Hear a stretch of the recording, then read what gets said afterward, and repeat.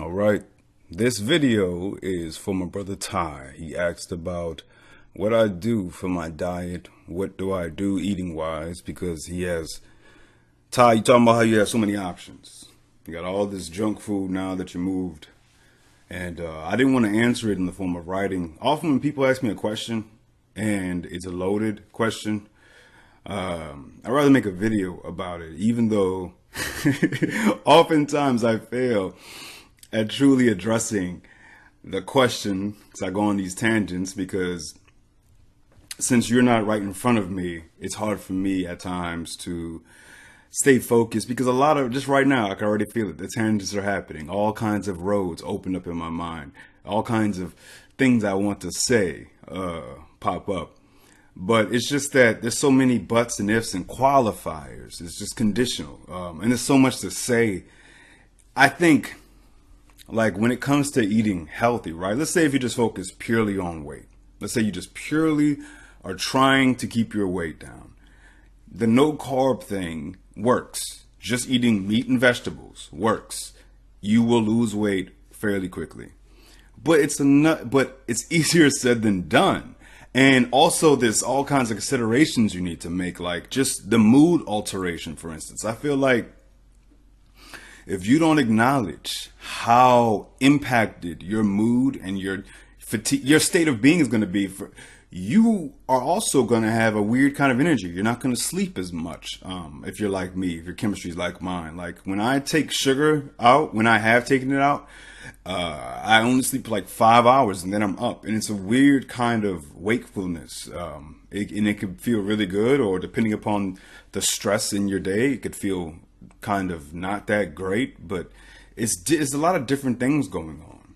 And so I think that a part of changing the way that you eat, for the sake, if you really are just trying to do something about your weight, or you want to adjust your physique, I think a huge part of it, man, is the psychology behind it, the belief system, the considerations to make.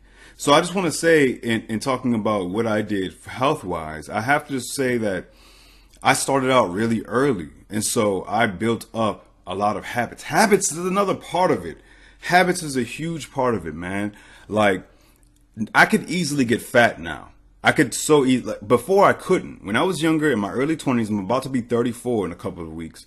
But in my early 20s and whatnot, I could eat like shit. And I did eat like shit. I ate a bunch of cookies all the time and stuff. But I didn't eat a lot of food. I just ate a lot of junk, a lot of desserts.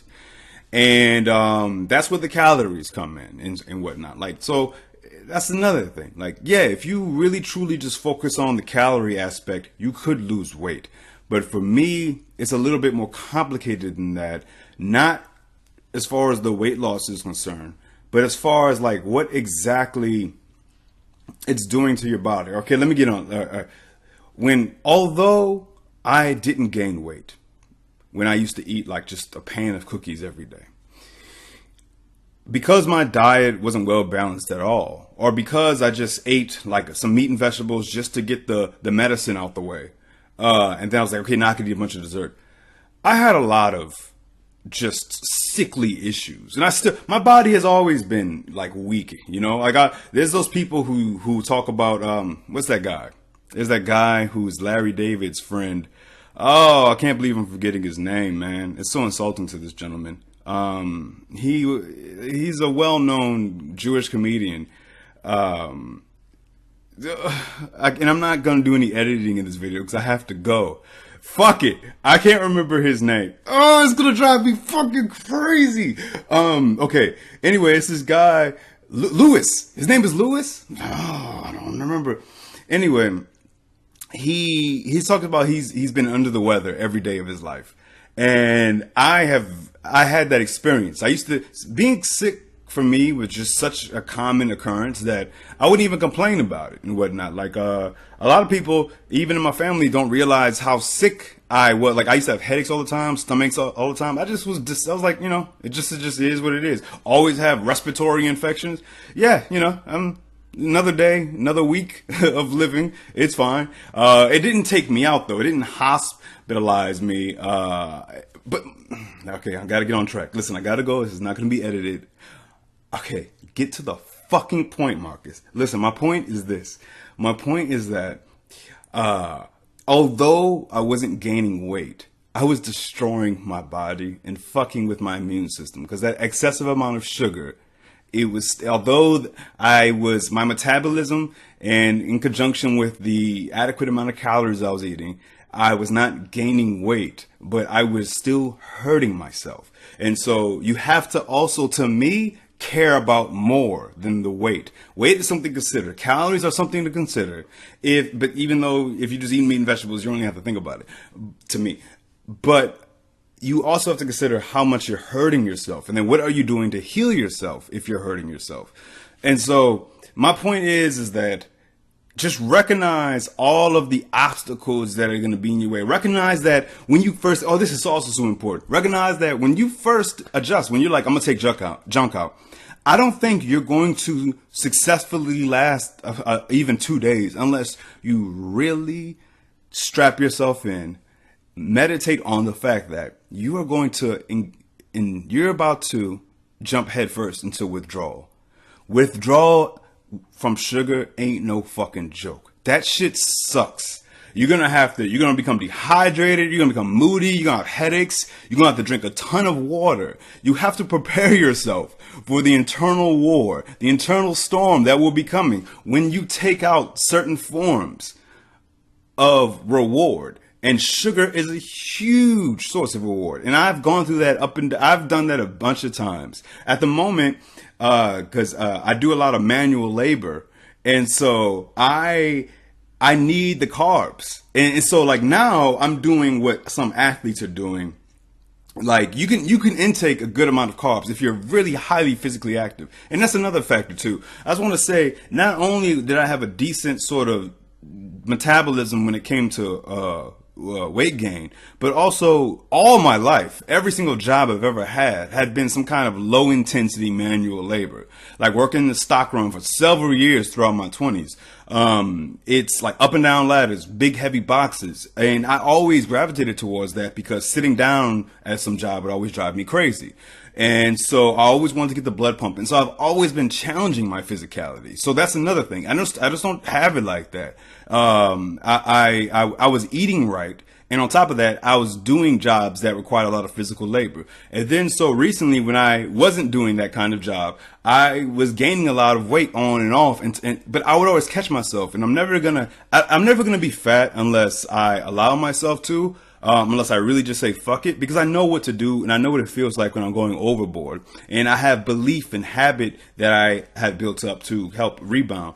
But so, okay, all that to say, how many minutes? Fucking 8 minutes of just talking. All right, Ty. All right. No mama, who can say when the wind goes? Happy birthday to my brother Eric, by the way. Yo, today, October 4th, is my brother Eric's birthday, who was one, I always say these things, but he had a predisposition to weight gain at a young age. And he was the first person that introduced me to healthy eating, actually. When he first went on the Atkins diet, and all he ate was just like fucking just meat and cheese without the bun or whatever. And he lost a shit ton of weight immediately, and it wasn't the healthiest thing in the world, but that was my first introduction to like, oh man, wow, diet can be very, very powerful. And he has a lot to say about this too. He has all kinds of experiences, and don't be so fucking, don't romanticize certain builds and think, and just understand that your body has a unique frame, and your healthy frame might not be somebody else's.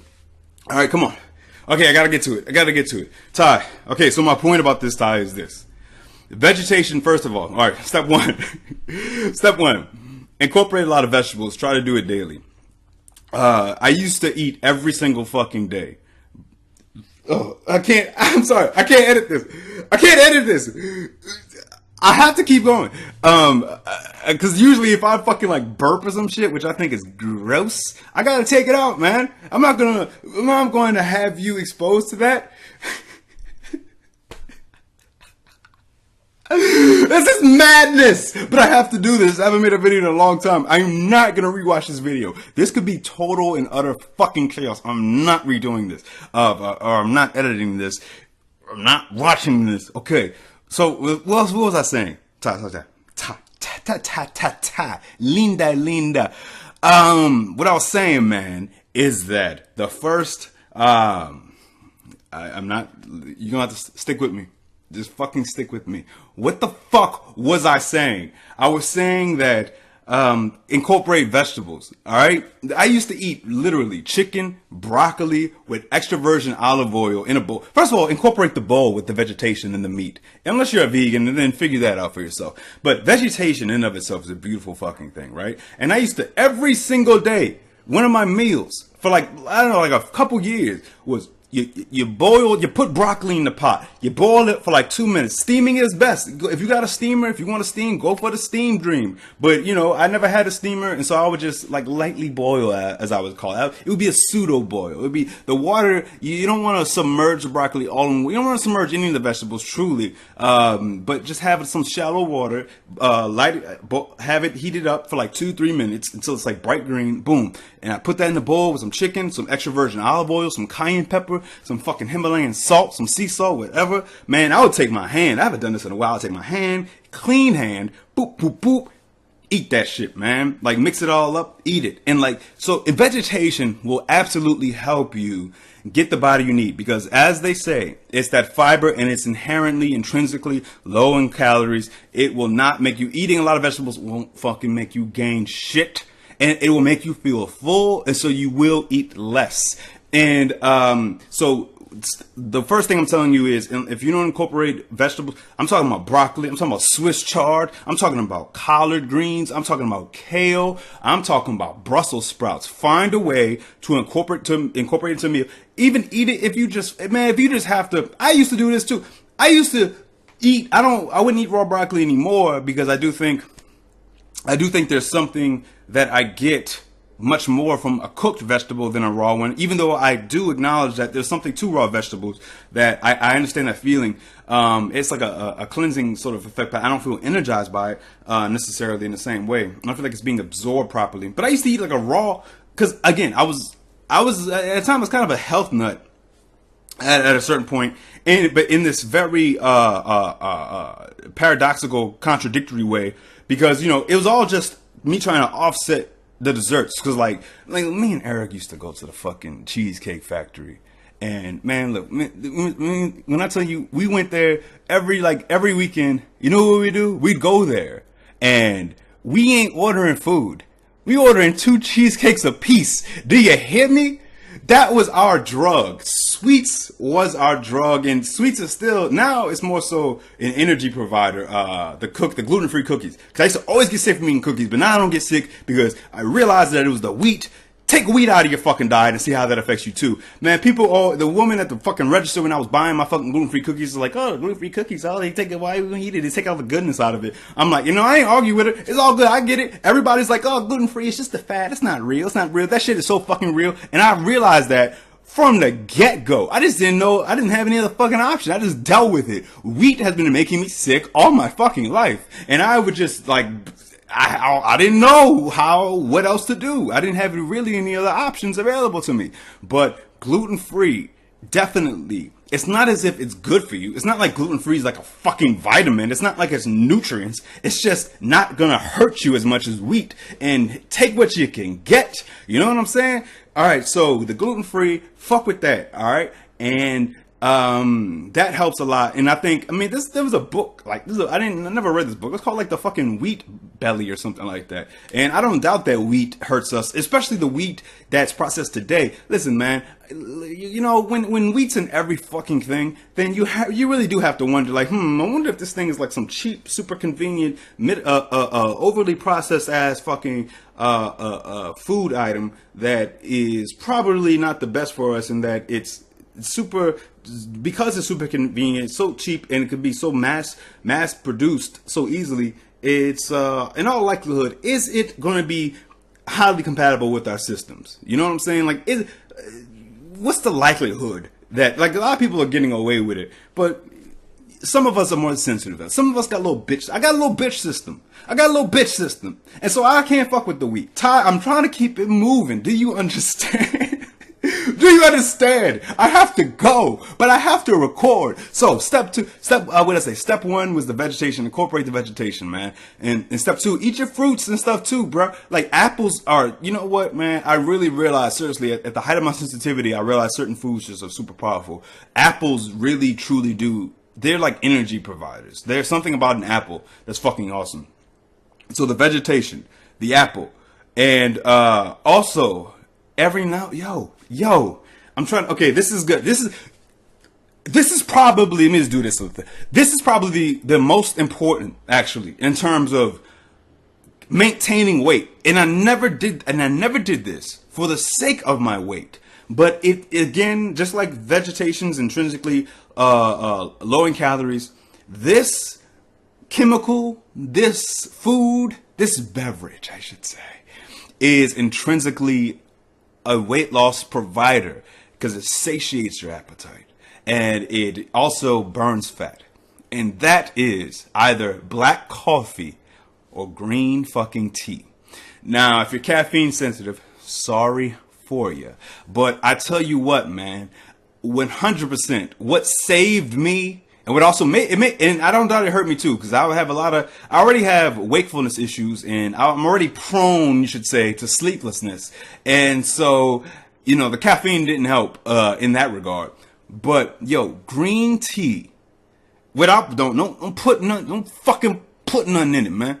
Don't put nothing in it, man.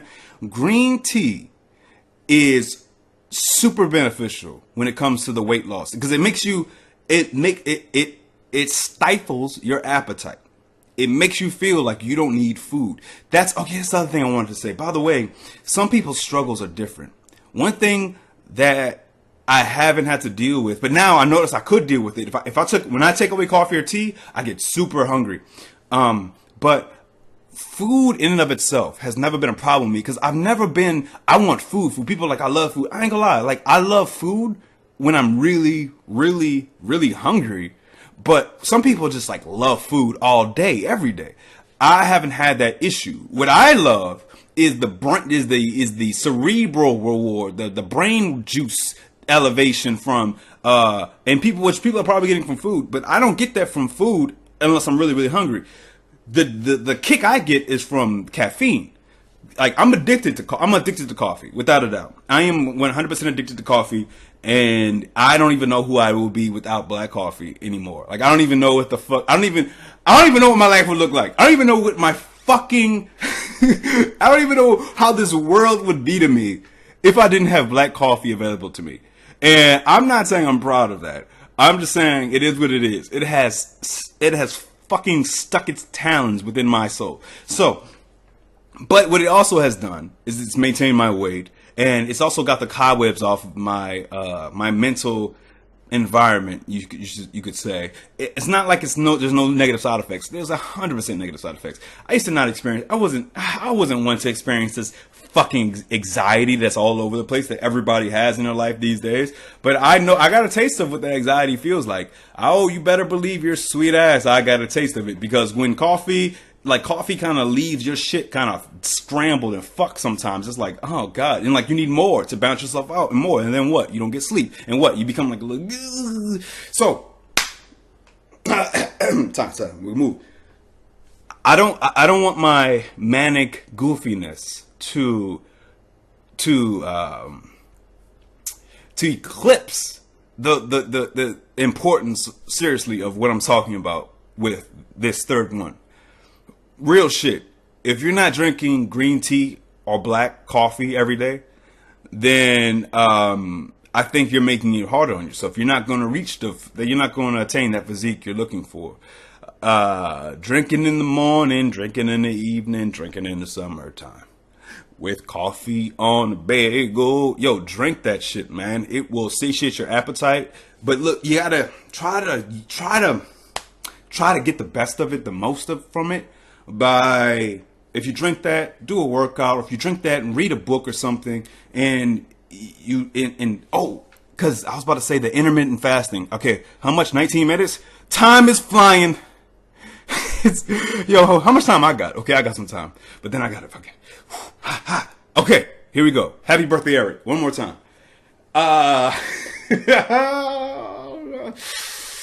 Intermittent fasting. Maybe you've heard about it. Yo, I would do this shit, man. Yo, I would do this shit before it was cool, okay? And I would do it accidentally. Solely accidentally. My body wouldn't want food. I would drink some tea. I would be online. I haven't played video games like fucking 6 years. But when I did play video games, I would drink my tea or something, drink my coffee. I'd be gaming for like 6 hours straight. You know, like my map, like just fasting accidentally, and it would feel right. Like I got used to that, and then I would start doing it even even on my non-gaming days. Like I would always do it. Most of the time, all my life, my brother Eric could tell you that, like, I have been listening to my body for years. Now, I'm not suggesting that I have a lot of fucking issues. Seriously, like I have energy issues, wakefulness issues. I'm constantly trying to correct all the defects, but I've always listened to my body with some kind of accuracy. Like I know when I've always known, and I've only become better at knowing. And this is also a big part of it too, listening to your body.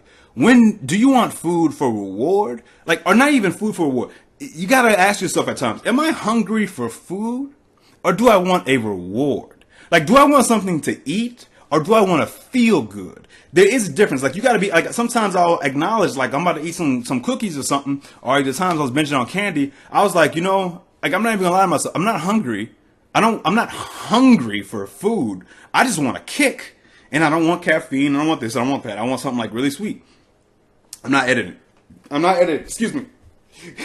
Don't look at me. And so you got to listen to your body and also be honest about that. I'm a big fan of listening to your body, but how can you listen to your body unless you sit in the silence? How can you listen to your body unless you're paying attention, internal self-observation, and at least to try to make that effort to see, like that chemical memory, like trying to remember, okay, I know what this felt like when I did this, and I know what this felt like when I did that. Now listen, and I'm not saying that it's going to be without error. I don't doubt that, like, at times I believe that, like, I shouldn't eat this, but I should eat. I think a lot of my energy issues come from the fact that I don't eat enough. Sometimes I need to eat more, but you know what it is? I like eating oftentimes obstructs my mental clarity, even though it's temporary. So that tells you, that speaks to the ineptness, that it's not 100% accurate necessarily. Like food, like, so let's say, I'm just gonna give you a scenario right quick and I'm gonna move on. The scenario, like, let's say that I'm kind of hungry, but then I notice that, like, I know for a fact that if I eat though, I'm gonna lose my mental clarity. And I'm right about that. But the thing I'm wrong about is that I'm gonna eat, lose my mental clarity, but it's gonna come back, within an hour or two. But I'm kind of being short-sighted about what I want. And I'm kind of putting what I want in that moment over, like, I'm not saying, what I'm saying is that it's not going to be perfect, the internal observation, but at least make the effort to try to pay attention to what's working, what's not working, how you feel. Try to be honest about it. Honest about what's making you feel this way, what's making you feel that way. So incorporate a lot of fucking avocados, man. Avocados are the shit. They make you feel full with the vegetables, and then also a lot of nutrients are absorbed because a lot of nutrients are fat soluble, and you need some fat with it.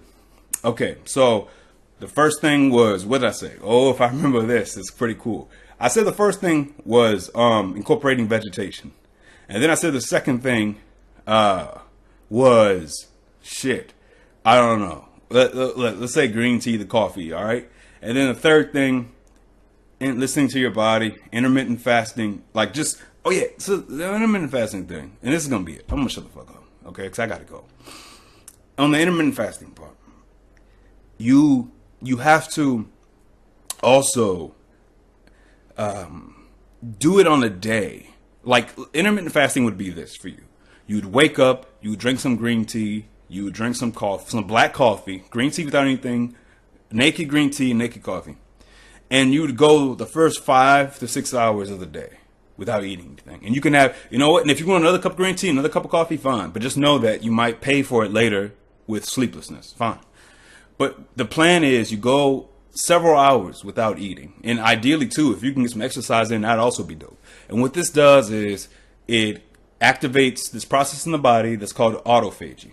And it's this recycling process where the body starts to kind of use, it's like what it uses the debris and uses kind of needless materials or unused materials and shit. It renews you. To me, I look at it like it just starts renewing you, and I definitely see the difference. I feel the difference, and the thing is, you have to suffer for a bit. You have to recognize that it's not going to be rainbows and butterflies in that motherfucker. You're going to suffer. You're not going to feel good.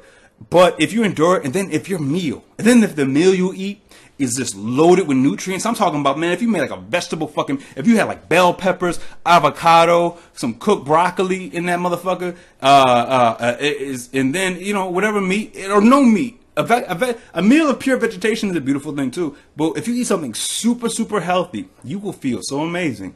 But I think you should do it on a day where you have nothing to do. If this is your first time, and to get used to it, because you will be moody. You will be sort of off and feeling unstable, but I think that it's worth it. Man, that dude Terry Crews does that shit like every day. Like, I'm fasting less now because, again, I'm being more physical than I've ever been before, and so now I'm in this mode where I can tell that fasting is not what I should be doing at this moment. Now I'm eating more than I probably ever have eaten, and yeah. Also, fuck with CBD. CBD is good for you too. Use it at the end of the night, man. The end of the fucking night, okay? Man, I don't, it's just, I feel like I've talked so much and have said nothing. Hot air. No, it's cool. It's good. It's good. No, it's good. It's good to go. It's good to go. All right. So, no editing. I'm leaving it as it is. Ty, man, I'm sorry for rushing it. I hope you appreciate the effort. But this is a video about what you can do, what it is, to help bring you closer to a stable, consistent way of eating. And okay, let me just end it there. And star wipe, and I'm out.